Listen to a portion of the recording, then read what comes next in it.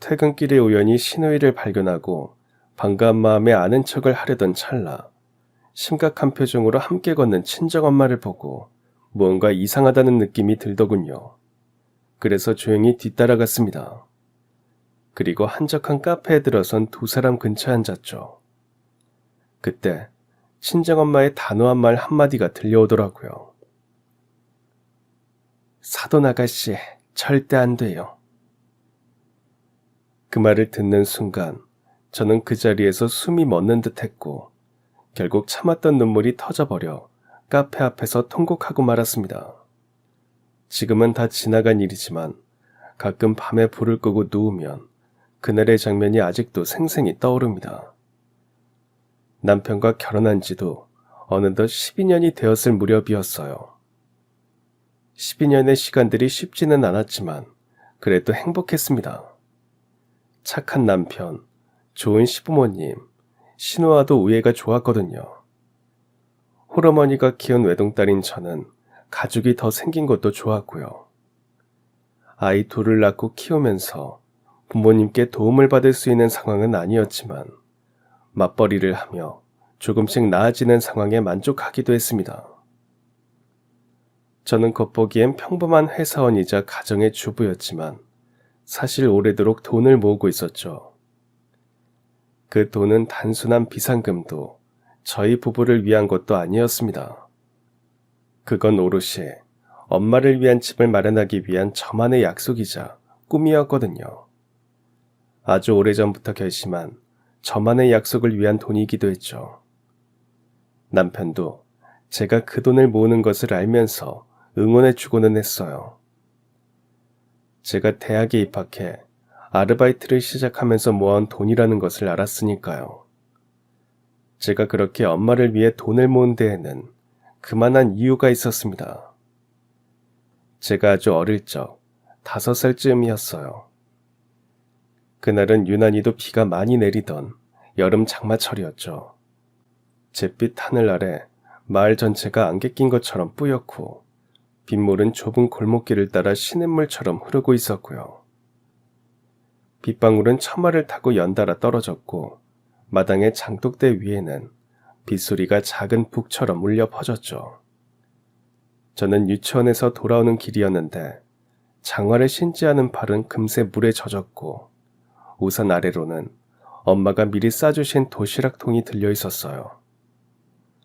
집에 도착했을 땐 온몸이 축축하게 젖어 있었지만 문을 열자마자 풍겨오던 밥 짓는 냄새와 엄마의 따뜻한 손길이 그 모든 걸 잊게 해주셨던 것 같아요. 엄마는 마른 수건으로 비에 젖은 제 머리를 감싸주셨죠. 아휴, 우리 딸 감기 들라. 다정히 웃으시며 말씀하시는 엄마 무릎을 베고 누운 채로 저는 창밖의 빗소리를 들었고요. 아직 해가 지기 전이었지만 집안은 벌써 촛불처럼 노르스름하게 어두워졌습니다. 방 안엔 눅눅한 공기 속에 묘한 따스함이 감돌았고요. 그 순간만큼은 세상 모든 것이 고요하고 평화로웠던 것 같아요. 작은 창문 너머로 흘러내리던 빗물 줄기와 그걸 멍하니 바라보던 어린 제 모습이 지금도 문득문득 떠오르곤 합니다. 그 나른하고 포근했던 시간이 저에게 그렇게 길지만은 않았거든요. 그 순간 문 밖에서 누군가 엄마를 부르는 소리가 들렸고 엄마는 제 땀을 닦던 수건으로 손을 닦으며 문을 여셨습니다. 저는 엄마 옆에서 조용히 고개를 빼꼼 내밀었죠. 이장님은 조금 머뭇거리며 말없이 서 있다가 조용히 입을 열어 말을 하셨고요. 큰일 났어요, 형수님. 형님이 공장에서 사고를 당하셨어요. 그 말이 무슨 뜻인지 저는 그때 잘 몰랐어요. 하지만 엄마가 그 자리에서 우르르 무너지던 무릎을 꿇고 울부짖던 모습이 보이니 무슨 일이 난 것 같더군요. 아니야, 거짓말이야. 비가 창문을 때리는 소리보다 엄마의 울음소리가 더 크게 들렸어요. 평소처럼 저를 감싸 안아주던 그 따뜻한 품이 그 순간 낯설게 느껴졌죠. 여기저기서 울음소리가 들리던 아빠의 장례식이 기억납니다. 저는 조그맣게 엄마 옆에 웅크리고 앉아 있었어요. 아무 말도 하지 못한 채 그저 엄마를 올려다볼 뿐이었죠. 엄마의 어깨는 떨리고 숨소리가 자꾸 끊어질 듯 이어져 무서웠어요. 그 모습이 아직도 머릿속에 선명하게 남아있습니다. 그때 처음 알았거든요. 어른도 엄마도 그렇게 무너질 수 있다는 걸요. 어른들도 언제나 강하고 단단하지 않다는 것도 느껴지더라고요. 어린아이보다 더 서글프고 슬프게 우는 모습을 보고 깨닫게 되었죠. 그래서 엄마를 아프게 하고 싶지 않았던 것 같아요. 돌아가신 아빠는 지역 작은 공장에서 용접일을 하셨습니다. 늘 검댕 묻은 작업복을 입고 퇴근하고 돌아오신 아빠는 우리 딸 하며 제 볼에 까칠한 수염을 비비며 웃으시던 분이었죠. 어릴 적엔 그 까끌까끌한 느낌이 싫어서 도망치기 바빴는데 지금은 그 수염의 감촉이 얼마나 그리운지 몰라요. 그날도 그랬어요. 비가 부슬부슬 내리던 퇴근길, 공장 앞으로 엄마와 함께 마중 나간 저를 보시고 아빠는 작업복이 흠뻑 젖은 채로 우산도 없이 걸어오시더라고요. 그러더니 우리 딸 감기 들라 하시며 자신의 점퍼를 벗어 제게 씌워주셨죠. 그 점퍼에서는 늘 아빠 냄새가 났어요. 기름기 섞인 쇠 냄새 같은. 근데 이상하게도 그 냄새가 참 따뜻하게 느껴졌거든요. 아빠 냄새는 저를 항상 편하게 만들어줬습니다. 아빠는 큰 소리 한 번 낸 적 없이 당신이 힘든 모습을 보일 때마다 나는 괜찮다는 말만 반복하셨죠. 늘 웃고 계신 아빠 앞에서는 저도 웃는 딸이고 싶을 정도로요. 아빠가 퇴근길에 슈퍼에 들러 사오시던 500원짜리 아이스크림. 저는 그걸 아빠 아이스크림이라고 불렀거든요. 제가 제일 좋아하는 간식이었죠. 그 아이스크림이 딱히 비싼 것도 아니고 특별한 맛도 아니었는데 아빠 손에 들린 그 아이스크림은 그날 하루의 보상이었죠. 주말이면 아빠는 무릎에 저를 앉히고 손재주 좋은 그 손으로 종이약도 접어주고 낡은 라디오에서 흘러나오는 트로트를 따라 흥얼거리셨어요.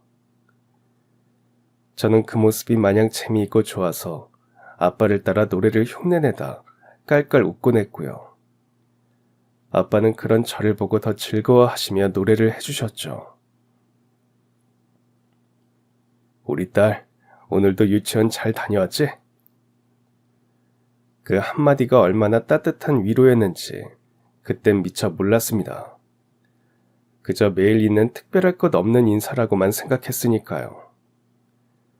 사고가 나던 그날도 원래 아빠는 일찍 퇴근하신다고 했대요. 빨리 퇴근해서 우리 가족 함께 저녁 먹자고요. 그런데 동료가 아프다고 해서 대신나마 야간 작업을 하시게 되셨답니다. 그러다 불량 설비가 폭발하면서 그 자리에서 돌아가신 거라고 하더라고요.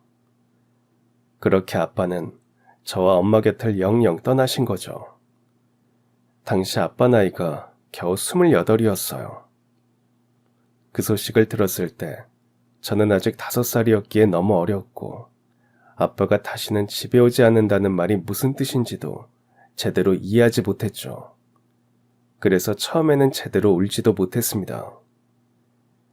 하지만 엄마가 검은 옷을 입고 조용히 눈물만 흘리시던 그 모습을 보면서 뭔가 아주 크고 소중한 게 우리 곁에서 사라졌다는 걸 처음으로 느꼈죠.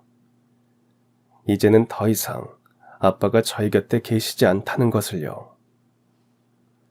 그렇게 느끼고 나서야 엄마의 치마를 붙들고 울었습니다. 아빠는 다정하고 따뜻하셨고 큰 나무 같던 분이셨으니까요. 그런 아빠를 하루아침에 잃은 것은 어린 저에게도 충격이었습니다. 어릴 적 저의 사진을 보면 아빠는 항상 웃는 얼굴로 저를 안고 계세요.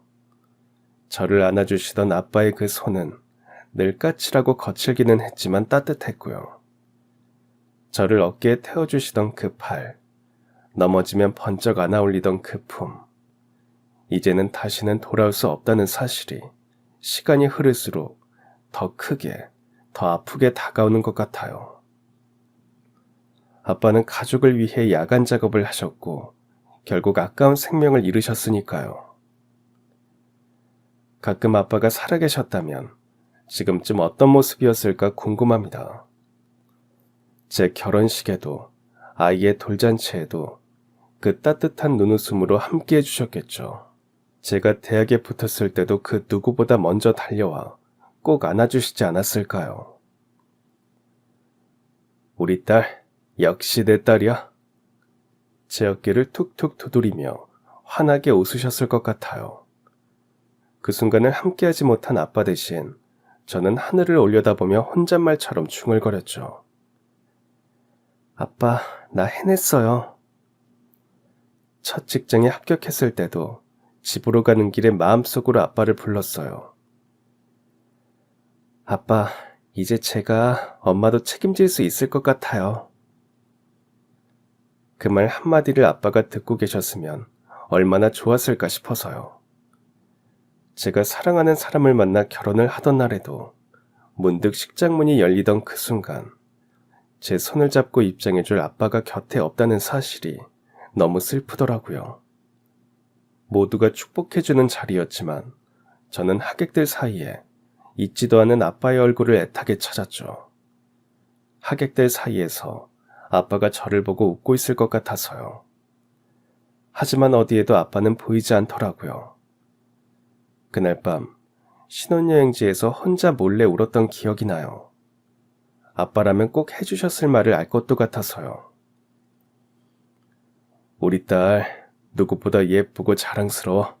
행복해라. 아마 한박 웃음을 지으시며 저에게 그렇게 이야기하셨을 겁니다. 아빠의 목소리도 제대로 기억나지 않을 만큼 오랜 시간이 지났어도 마치 그 목소리가 들리는 것 같아 눈물이 나더라고요. 아이를 낳고 나서 처음으로 제가 누군가의 부모가 되었을 그때, 그제야 조금은 아빠의 마음을 알 것 같더라고요. 부모님의 마음을 조금 더 이해하게 되는 건 바로 그때인 것 같아요. 작고 연약한 생명을 제 품에 안고 보니 아빠가 그리고 엄마가 저를 얼마나 소중히 여기셨는지 느껴졌거든요. 아빠도 이렇게 저를 안아주셨겠구나. 그 생각에 아이를 품에 안고 또 한참을 울었습니다. 요즘도 문득문득 생각이 나요. 소박한 일상 속 아빠가 살아계셨다면 함께 갔을 시장길, 동네 공원, 혹은 함께 마셨을 막걸리 한 잔이 아쉽더라고요. 그 모든 소소한 장면들이 얼마나 따뜻했을지, 얼마나 위로가 되었을지 상상하면서요. 아빠는 늘 저에게 든든한 그늘이었고 아무 말 없이 등을 토닥여주던 큰 손이었으니까요.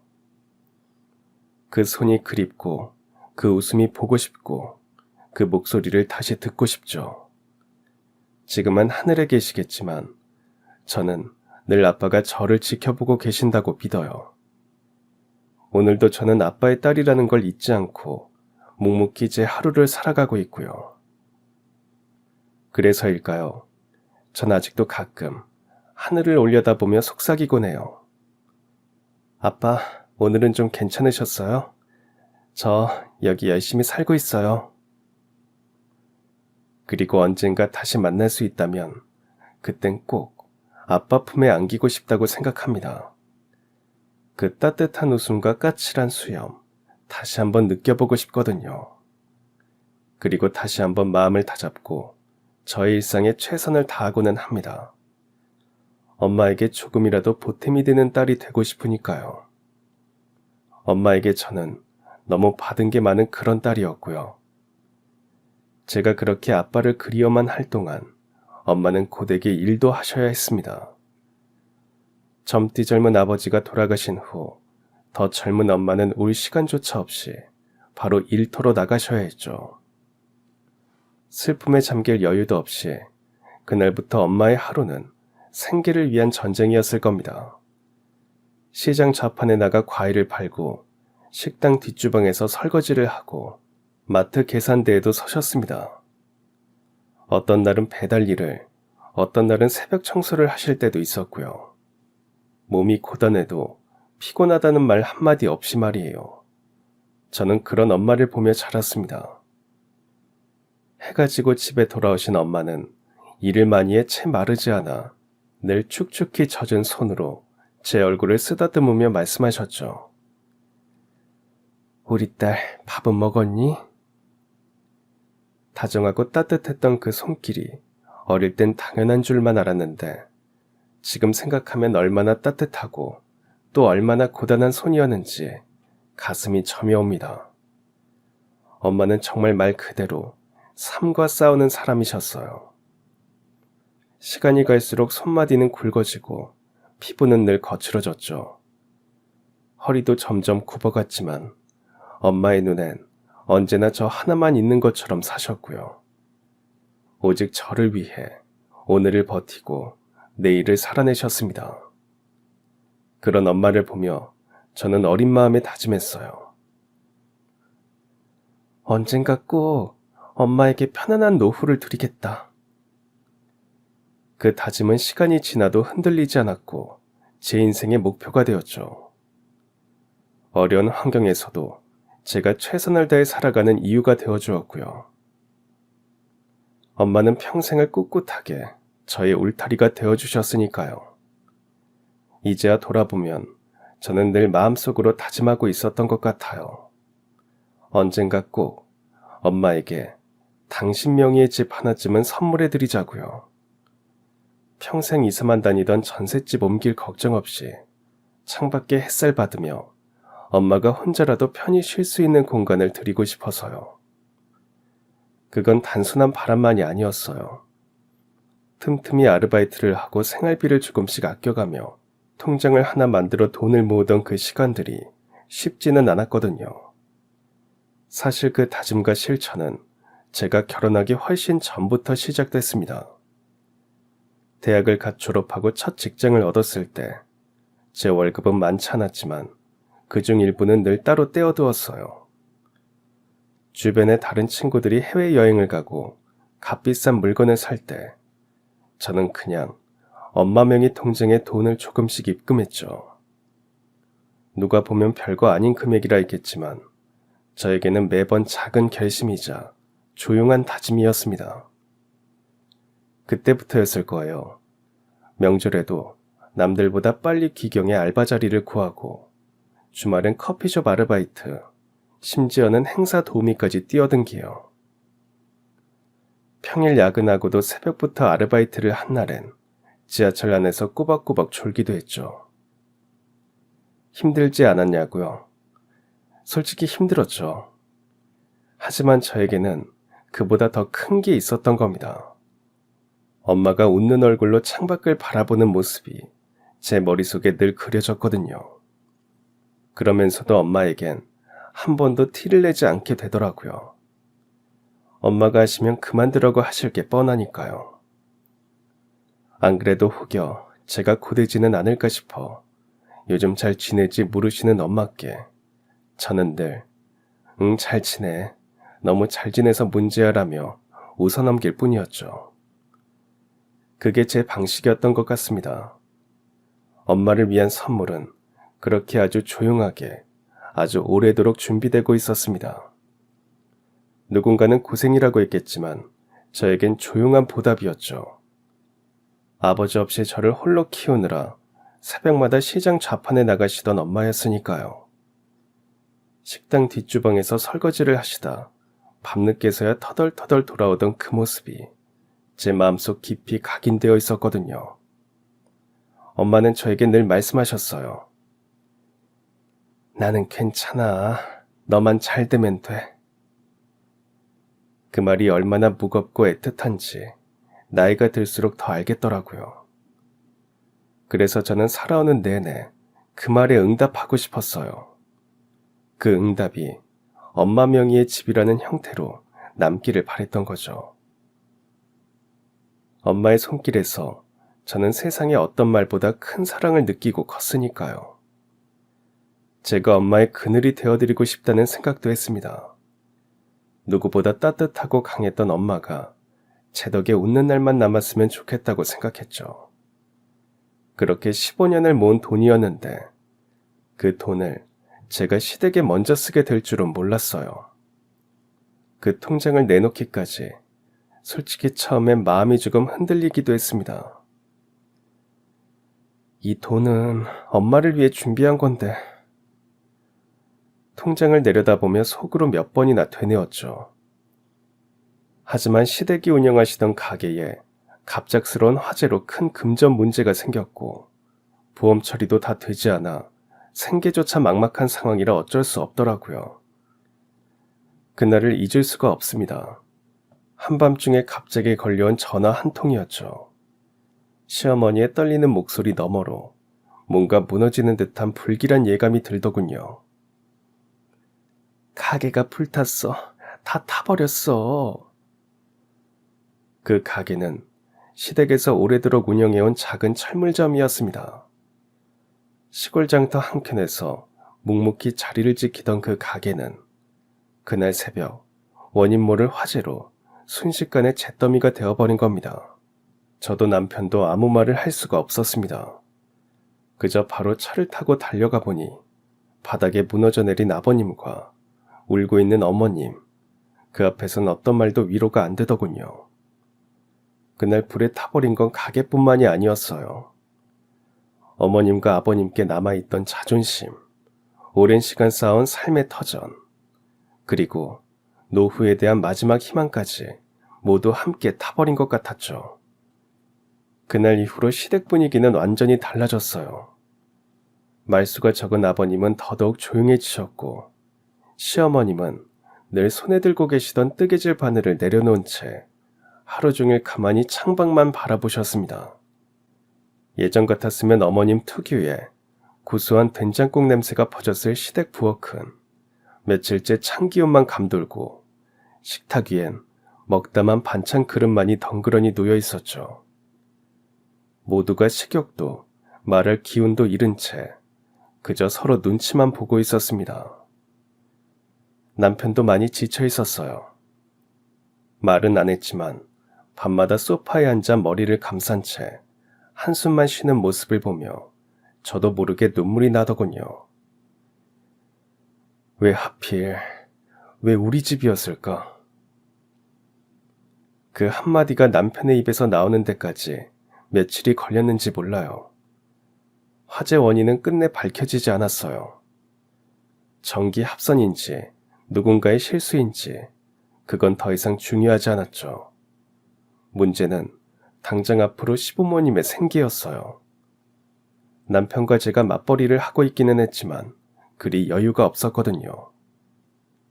시부모님의 노후 수단이었던 가게가 있던 자리는 말 그대로 잿더미가 되었고 보험사에서도 화재 원인이 불명확하다며 보상을 미루기만 했습니다. 시어머님은 몇 번이고 제게 미안하다는 말씀을 하셨어요. 하지만 그 미안하다는 말이 들릴수록 제 마음은 더 아팠습니다. 이건 누구의 잘못도 아니고 그저 살아온 세월과 정성이 한순간에 무너진 현실이 너무 가혹할 뿐인데 말이죠. 왜 어머님 아버님이 고개를 숙이고 계셔야 하는지 도무지 이해할 수가 없었습니다. 남편은 저에게 아무 말도 못하며 밤마다 깊은 한숨만 쉬더군요. 그 모습이 오히려 제 마음을 더 아프게 했습니다. 제가 그 통장을 쥐고 있는 걸 알면서도 저에게 말도 못하더라고요. 결혼 후 늘 저를 우선으로 챙기던 사람이기에 이런 일을 혼자 짊어진다는 생각에 결국 제가 먼저 말을 꺼냈죠.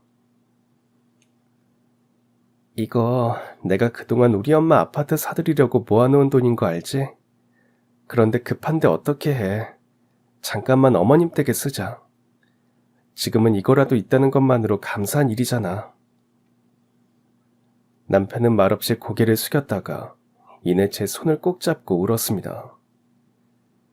미안하고 정말 고마워.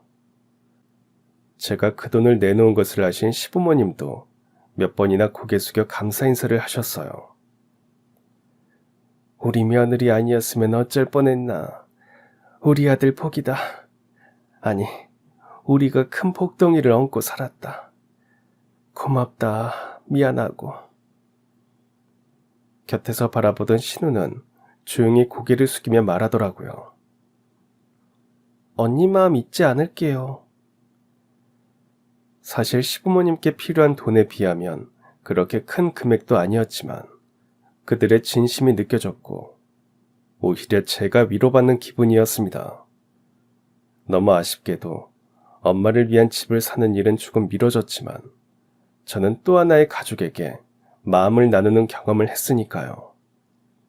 그리고 그것도 결국 엄마가 제게 가르쳐 주신 사랑의 방식이라고 생각했죠. 그런 엄마의 사랑은 말보다는 행동으로 표현되는 것이었습니다. 따뜻한 말 한마디 없이도 새벽마다 묵묵히 도시락을 싸주시는 것처럼요. 엄마가 어려운 형편에도 제 옷보다 제 학비를 먼저 챙기던 모습에서 저는 사랑이란 건 희생이라는 거구나 하고 배웠으니까요. 그 사랑의 방식은 조용하고 때론 서툴렀지만 그 안에 담긴 마음만은 누구보다 깊었죠. 그렇게 자라온 저는 누군가를 사랑하게 될 때도 자연스레 그런 방식으로 마음을 표현하게 되더라고요. 마음에 든다고 좋아한다고 말하는 대신 자꾸 밥을 챙겨주고 모자란 부분을 채워주려 애쓰게 되었죠. 그리고 그런 제 마음을 처음 알아봐준 사람이 바로 제 남편이었습니다. 저희 부부는 20대 초반 대학교 도서관에서 처음 만났거든요. 당시 남편은 장학금을 놓치면 학업을 이어가기 어려운 형편이었고 저 역시 하루하루 아르바이트를 전전하며 학교를 다니고 있었죠. 그래서인지 우리 둘 다 공부할 땐 정말 절박했어요. 도서관 문 열자마자 들어가서 마지막 방송이 나올 때까지 자리를 지켰죠. 오며 가며 얼굴만 알다가 서로 처음 말을 걸던 날도 전공 서적 때문이었고요. 혹시 이 책 다음에 저도 좀 빌려볼 수 있을까요? 그 책은 전공 서적이었고 구하기 힘든 책이었거든요. 그렇게 자주 마주치다 보니 자연스럽게 서로를 응원하게 됐고 가끔은 저녁을 함께 때우며 하루를 정리하기도 했어요. 제가 아르바이트를 마치고 허겁지겁 도서관으로 오면 남편은 늘 빈자리를 지켜놨고 그는 또 새벽까지 과제하느라 지칠 때면 제가 작은 간식이라도 건네며 힘을 보탰죠. 어쩌면 그 시절엔 사랑보다 버팀이 더 컸던 것 같아요.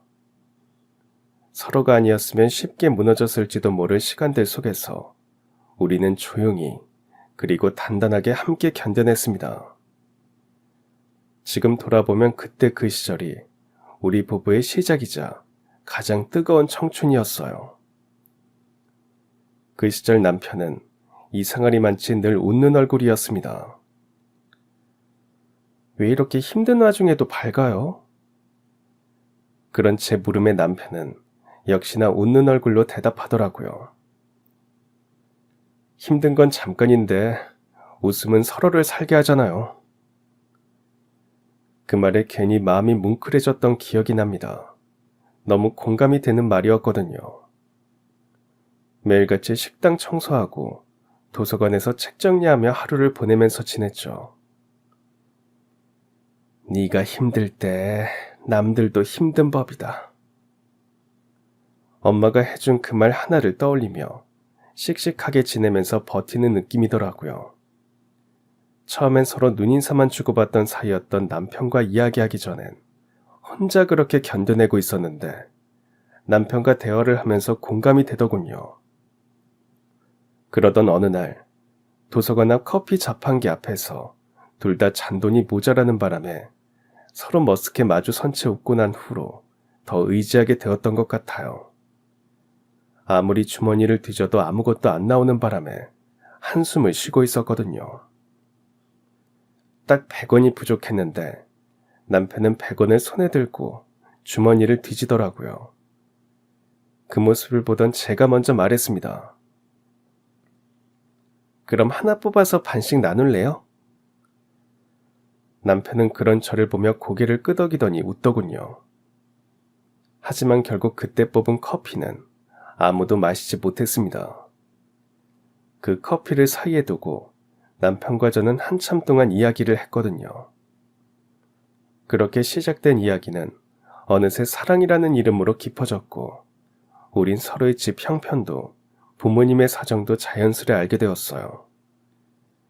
남편의 아버지는 퇴직 후 후미진 골목에 작은 가게를 시작하셨지만 몸이 따라주지 않아 늘 허리 통증에 시달리신다고 하더군요. 저희 엄마는 아빠 없이 저를 혼자 키우시며 파출부 일까지 하셨고요. 어려운 형편에 부모님의 뒷받침을 받으며 자란 덕분에 대학까지 왔으니 그만큼 더 열심히 살려는 것도 비슷했기에 우리는 잘 통했습니다. 그래서일까요? 우린 데이트도 사치스럽지 않고 늘 단출했습니다.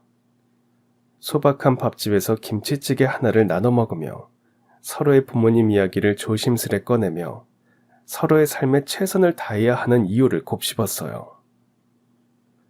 장학금이 들어오면 가장 먼저 저는 엄마에게, 남편은 시부모님께 용돈을 보내드렸죠. 시험 기간엔 도서관 구석자리에 나란히 앉아 컵라면으로 끼니를 때우며 공부했고, 비가 오는 날이면 우산 하나를 같이 쓰며 언덕길을 천천히 걸어 내려오곤 했어요. 그 시절 우리가 자주 가던 공원 벤치 위엔 따뜻한 커피 한 잔과 빗물 속에도 마르지 않는 웃음이 늘 있었고요. 남편은 늘 말했어요. 지금 우리가 버티는 이 시간이 나중엔 분명히 자랑이 될 거야. 그 말을 믿으며 저는 편의점 아르바이트를 하고 남편은 과외를 다녔습니다. 지쳤지만 어깨를 토닥이며 서로의 피곤을 나눴고, 괜찮아, 조금만 더 버티면 돼 라는 말로 서로의 하루를 다독였어요. 다른 연인들처럼 화려한 데이트는 없었지만 우리는 누구보다 진심을 다해 사랑했고, 그 진심은 시간이 흘러도 지치지 않는 희망이 되어 우리를 붙잡아 주었습니다. 그렇게 우리 둘은 가난했지만 서로를 위하는 마음만큼은 누구보다 풍요로웠죠. 그 시절이 없었다면 지금의 우리도 없었을 거예요. 우린 사랑을 통해 함께 성장했고, 그 시간 덕분에 지금의 어떤 어려움도 두렵지 않다고 그렇게 말할 수 있게 되었고요. 연애를 할 때도 명절 때마다 번갈아 가며 시댁과 엄마 집을 오가기도 했죠. 서로가 가족을 위하는 마음이 얼마나 큰지 알았기에 잘 보이고 싶었던 것 같아요. 다행히 시부모님은 저를 반겨주셨고 저희 엄마도 남편에게 잘해주셨어요. 그러다 나를 잡고 결혼을 약속했을 때는 조금 걱정이 됐습니다. 제가 시집을 가고 나면 홀로 남을 엄마가 걱정됐거든요. 남편은 그런 저에게 늘 말했어요. 부모님이 우리를 여기까지 키워준 게 얼마나 대단한 일인지 나는 시간이 갈수록 더 알겠어. 장모님께도 내가 잘할 거야. 그런 남편의 말에 저도 공감하며 말했습니다.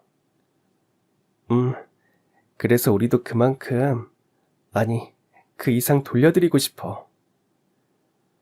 서로를 아끼는 만큼 서로의 부모님께도 최선을 다하고 싶더라고요. 그러더니 남편은 정말 약속을 지키려는 듯 저희 엄마에게 잘했습니다. 전화도 자주 하고 저 없이도 엄마와 만나 식사를 하기도 하더군요. 저도 그런 남편이 고마워 시부모님을 잘 챙기려고 했죠. 수시로 찾아뵙기도 하고 좋은 간식을 선물하기도 하면서요. 그러다 보니 서로가 고마운 마음에 좋은 감정이 더 싹 트더라고요. 어렵고 빠듯한 삶 속에서도 사랑은 그렇게 하루하루 쌓여갔습니다.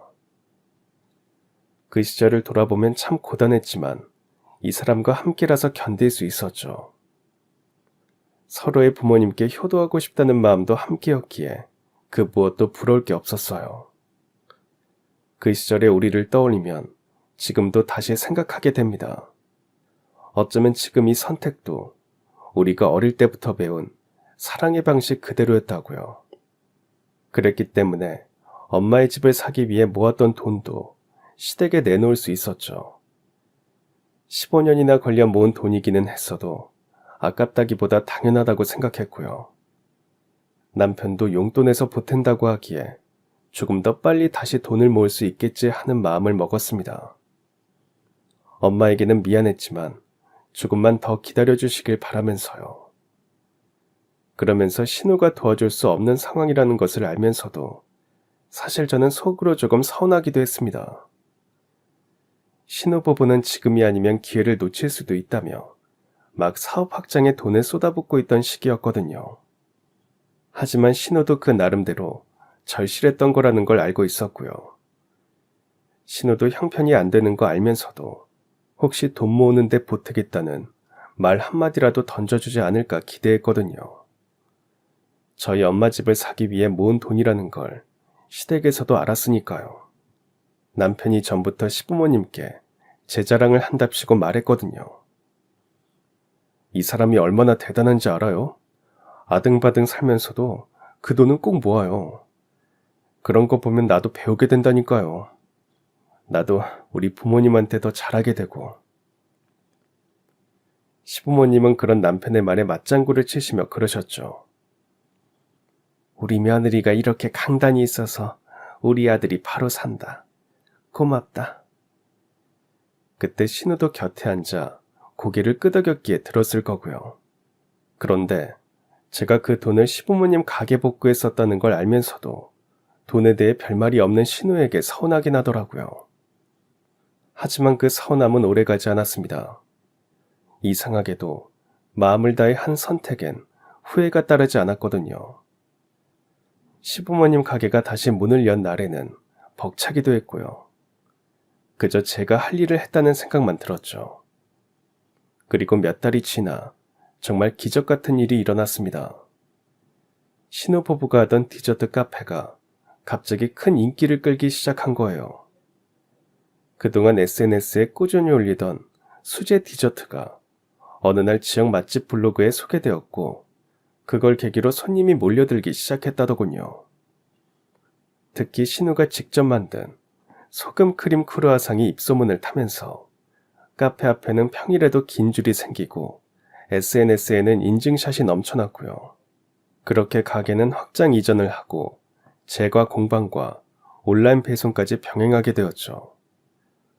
신혼부부가 단둘이 운영하던 가게가 불과 몇 개월 사이에 직원이 6명으로 늘었고 프랜차이즈 문의까지 들어올 만큼 대박이 났습니다. 신혼부부는 그것에 만족하지 않고 2호점, 3호점도 내더라고요. 오래도록 준비한 만큼 기회를 놓치지 않고 쭉쭉 나아가는 모습이었죠. 저도 매일 메뉴 개발하느라 고생한 것을 알았기에 진심으로 축하했습니다. 어느 날 신우가 조심스럽게 제 손을 잡더라고요. 언니, 그때 정말 미안했어요. 도와드리고 싶었는데 정말 한 푼도 없었어요. 근데 언니가 진심을 다해서 우리 부모님 도와준 거, 그게 나한테도 너무 큰 울림이었죠. 섣불리 말도 못하겠더라고요. 그래서 더 열심히 했던 것 같아요. 언니한테 제가 꼭 갚아야 한다고 생각해요. 저는 그 말에 웃기만 하고 아무 대답도 하지 않았습니다. 다만 마음 한구석이 따뜻해지는 게 느껴졌거든요. 세상은 진심을 다하면 비록 돌아오는 길이 멀고 시간이 걸릴지라도 언젠가는 꼭 그 마음이 돌아오는 법이라는 게 느껴지더라고요. 따스하게 눈을 맞추고 고맙다는 말을 전할 수 있는 게 행복이니까요. 그저 신우를 바라보며 웃기만 했지만 마음이 좋더군요. 그리고 성공한 신우를 보며 저도 또다시 열심히 살았습니다. 다시 한 걸음 한 걸음 나아간다는 생각으로요. 남편은 약속대로 매달 자신의 용돈을 쪼개 돈을 보태더라고요. 저도 전보다 조금 더 많은 돈을 통장에 모으기 시작했습니다. 목표한 돈을 모으려면 한참 멀기는 했지만 다달이 모이는 금액에 뿌듯했죠. 엄마를 아파트에 살게 해드리겠다는 제 꿈을 포기하지 않았으니까요. 그날 이후 저는 다시 통장을 꺼내들었습니다. 한참 동안 지출 항목으로만 가득하던 가계부에 조금씩 저축이라는 이름의 금액이 늘어가는 걸 보는 일이 저에게 가장 큰 기쁨이 되더라고요. 지금까지의 생활과 비교해보면 크게 특별할 건 없지만 그 속에서 우리는 다시 꿈이라는 걸 향해 걸어가고 있었으니까요. 저는 주말에도 가능한 한 외식을 줄이고 장을 볼 때는 가성비 좋은 곳을 찾아다니며 제법 꼼꼼하게 예산을 관리하기 시작했어요. 신용카드는 되도록 사용하지 않고 생활비 통장만 쓰기로 마음먹고 나니 사소한 지출 하나에도 더 책임감을 갖게 되더라고요.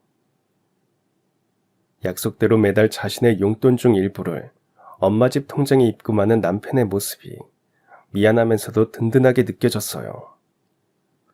저는 회사에서는 일찍 퇴근하는 날이 드물기는 했지만 그래도 틈틈이 프리랜서로 할 수 있는 작은 일들을 병행하며 부수입도 조금씩 만들어가고 있었고요.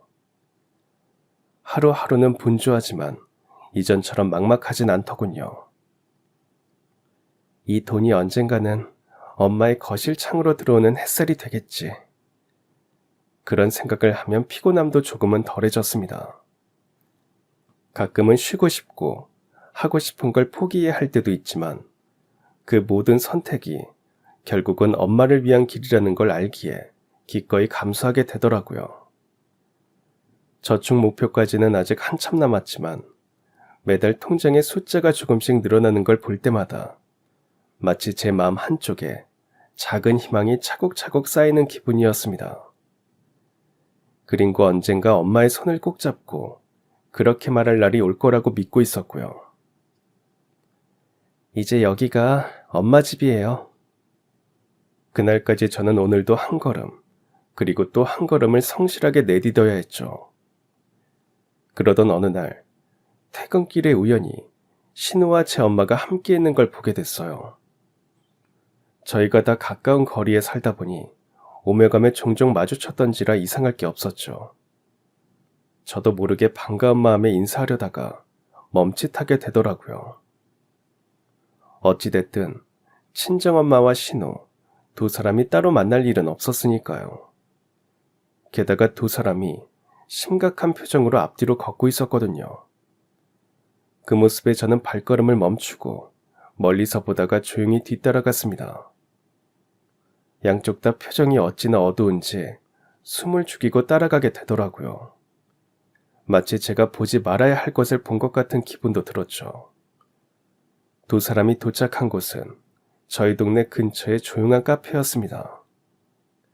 카페에 들어서기 전에도 신우는 주변을 두리번거리더니 저희 엄마를 모시고 들어가더군요. 저는 그 모습을 길 건너에서 보다가 그 카페로 따라 들어갔고요. 신우와 친정엄마가 단둘이 마주 앉아 조용히 이야기하고 있었습니다. 저도 모르게 몸을 낮추어 두 사람의 시선이 닿지 않으면서 대화가 들리는 곳에 앉았고 마침내 두 사람의 대화를 듣게 되었죠. 아까도 말씀드렸지만 제발 이거 받아주세요. 신우의 말에 엄마는 손사래를 치며 말씀하시더군요. 사돈 아가씨, 전 이건 받을 수 없어요. 이 돈은 너무 큰 돈이에요. 그러자 신우가 고개를 숙여 저희 엄마에게 부탁을 하는 겁니다. 제발 이 돈 좀 받아주세요. 이건 그냥 돈이 아니에요. 그때 언니가 저희 부모님 가게 다시 살리느라 포기했던 돈이니까요. 저 그때 아무것도 못했어요. 아무 말도, 아무 도움도 못 드렸어요. 계속 마음에 걸렸어요. 그래서 지금 제가 할 수 있을 때 해드리고 싶어요. 부탁드려요. 언니 몰래 준비한 거예요. 제발 그냥 받아주세요.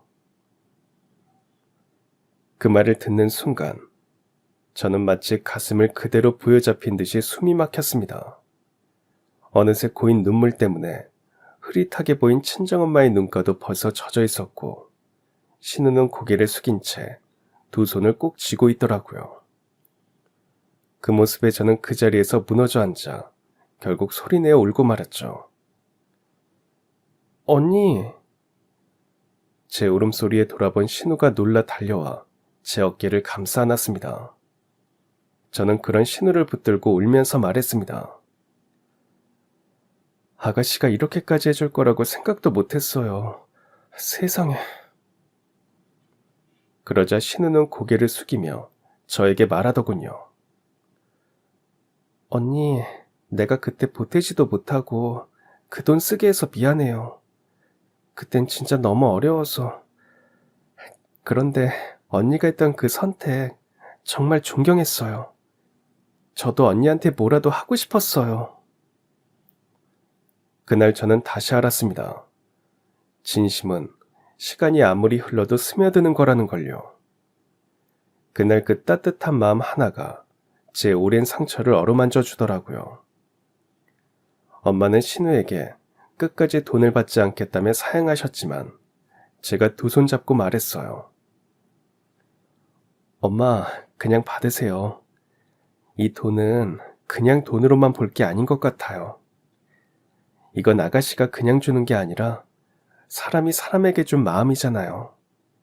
그건 절대 값으로 매길 수 없는 거예요. 엄마는 그런 저를 보며 어쩔 줄을 몰라 하시더라고요.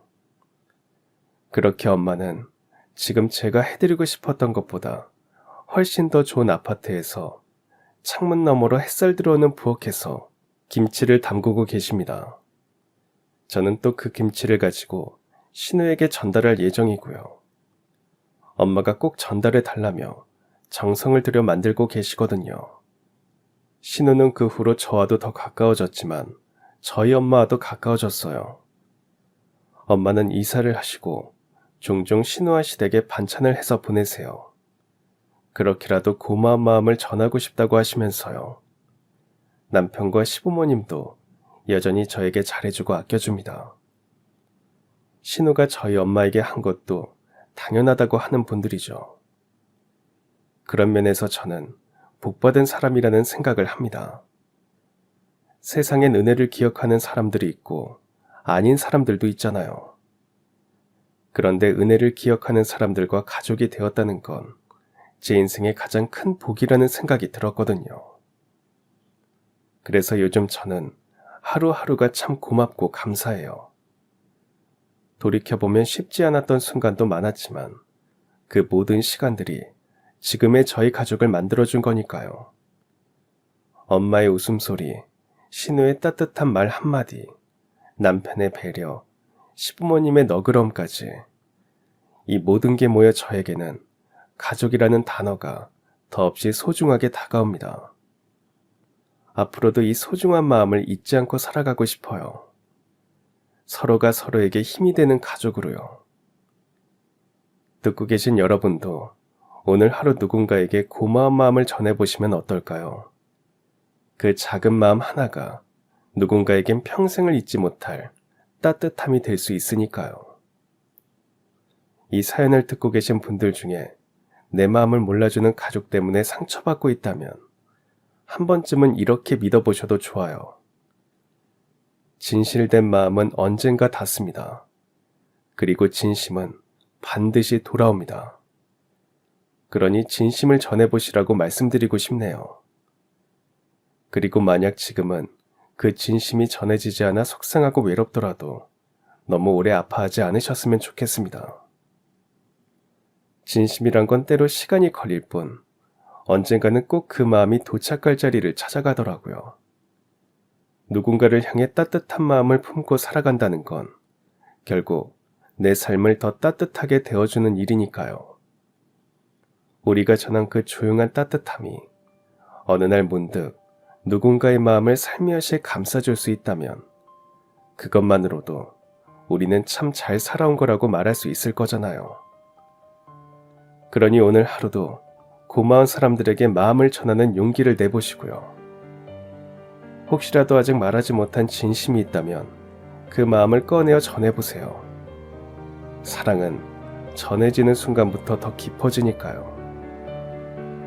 저와 저희 가족의 이야기를 들어주셔서 감사합니다. 여러분의 하루가 따뜻한 진심으로 채워지기를 진심으로 바랄게요. 그렇게 더 행복해지시기를 말이죠. 그럼 지금까지 사연 들어주셔서 감사합니다. 사연이 재밌으셨다면 구독과 좋아요 부탁드려요. 감사합니다. 안녕히 계세요.